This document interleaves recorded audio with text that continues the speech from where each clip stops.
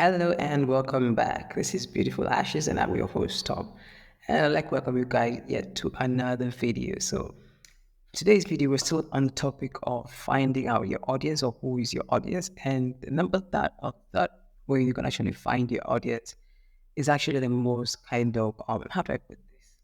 The most literal way by actually interacting with them.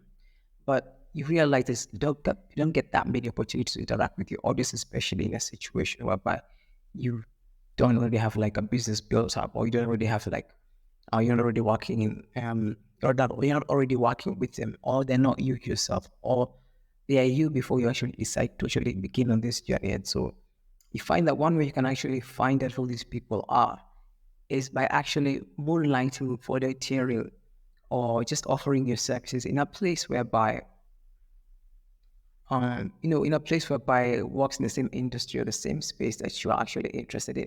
And don't worry, I'm looking at my notes here. Now, for instance, let's say you like to become an expert business owner when it comes to playing the piano. So you like to teach people how to play the piano, for instance, okay? It's something that I'm actually interested in for myself.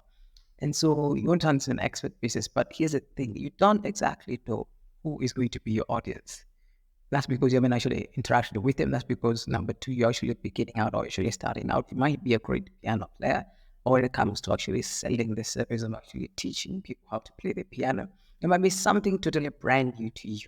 And so you might find it difficult to actually identify who it is you're called to serve and who your audience is. Now, one way you can find out who they are is actually by volunteering, moonlighting, helping, working part-time or full-time. And someone who's already in that niche or already in that space, actually offering services as a who's offering to teach people how to do or how to play the piano. And so you find a lot of music schools where they teach people how to play the piano. And so if you already have a bit of familiarity working with the piano, playing the piano, you might as well just volunteer there and actually put in like as a piano teacher. Now, why would you want to do this? Now, the thing here is not about the money that you're going to receive from it. And if it's still about the money, then like I said in the previous video, we're here about helping people. It's not just about making money. Yes, you're going to get paid from it, but it's not just about making money. Now, if you, by volunteering under this piano or under this school or this expert actually teaching piano, what happens is you're able to interact with different kinds of people who that pianist actually, that pianist, or that's a bit of a mouth, but who that pianist teaches. Okay, so what this does is allows you to gives you a taste. Now, if you had ice cream before, I remember the time I had Oreo ice cream, and actually I ended up loving it. But there's a variety of different ice creams. You have the sundaes, you got chocolate vanilla, and all these other different kinds of ice creams. But how do you actually know which one is your favorite ice cream? So I remember this one time we'd gone to Mombasa, that is in the coast here in Kenya, and when we went there and there was this stand of ice cream. I was a bit younger at the time, actually, way younger. But when we went there, there was this stand of ice cream. And there were so many different kinds of ice creams being offered there. And so you have all these different types of ice cream. Some were pink, some were yellow, some were orange. You know that they're all different kinds of flavors. And what I did was they used to offer us this tiny stick. I don't know what to call it, but it's like a thick stick. Or by the other use actually to use to eat ice cream. It's not the plastic one, but the wooden one. And so they would allow you to actually taste the different kinds of ice creams before you're actually picking one. And so what I did was actually avoid tasting each and every single one. Like anyway, I was at liberty and I was a child, so I don't really mind them, but I went about tasting the different kinds of ice cream. And what happened was I ended up settling on the Oreo ice cream, which became my favorite, at least from that point onwards, because I found a better one anyway. But it became so. What happens when you tear and someone's already doing the thing that you want to be doing? What happens is you're able to actually interact with the type of clients that they're already serving and the different kinds of clients that they're already serving. And what this does is it gives you an opportunity, a very unique opportunity to actually interact with these kinds of people. And then by working with them, you can actually discover who you actually enjoy working with and who you don't work and who you don't enjoy working with. And so that's the whole idea here.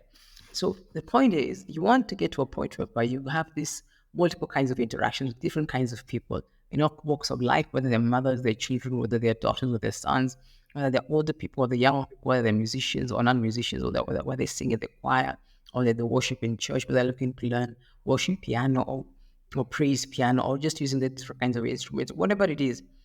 By actually working with them and actually getting a hands-on kind of experience whereby you actually interact with them, you can actually be able to identify the people who actually give you the best kind of fulfillment or who are the people you actually enjoy working with. And so by volunteering under someone who's actually in the same space that you are, or you're trying to be in. And that gives that opportunity to actually work with these different kinds of people. Now, from my own experience, I worked as a content writer and copywriter for about 7 years. And in that time, I've worked with different kinds of clients, and I'm able to set out the kinds of clients that actually give me the best kind of, bang for buck in terms of fulfillment and in job satisfaction. And so I found working with affiliates is not so much rewarding, because at the end of the day, most of them don't actually put out the content, and a lot of the time they give up early on. But what I realized was when I worked with SAS clients, that is software as a service clients or SAS companies, the level of fulfillment work where they would actually just push out your content and actually publish it and actually promote it and actually see how it performs and actually give you feedback on how the content actually works. And so this kind of practical kind of experience whereby you can actually, you know, when you write some content for affiliate website, a lot of the time you're just guessing, you're just looking at the website, and you haven't actually used the software. And so what you find is one of these reviews that you find online were the best software for this, or the best, for instance, the best landing page builder or the best email marketing tool. A lot of times you find that this content is written where people actually never use the tool, and so they don't have the exact insight of actually using the tool. And so you find a lot of the times the information that they give you is, to be honest, very shallow and can actually help you actually making a decision when you're actually using the tool compared to someone who's actually used the tool. And so this is the same thing that happened with me when it comes to my content writing, my writing journey online. And so I found out that by actually working with these people, it allowed me to discover the kind of people that I enjoyed working with, which were SAS companies and also freelancers as well, and personal business owners or business owner where they're centered on a personal brand.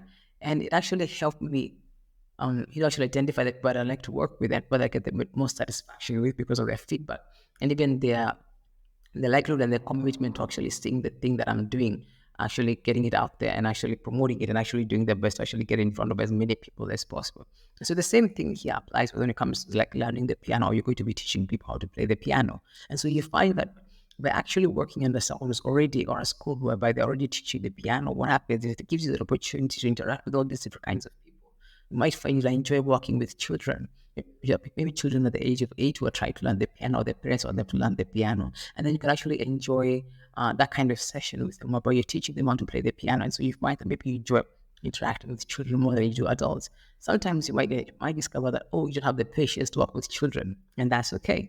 So you can decide maybe you like to work with, teenagers or at least older adults, and then that can be kind of a thing.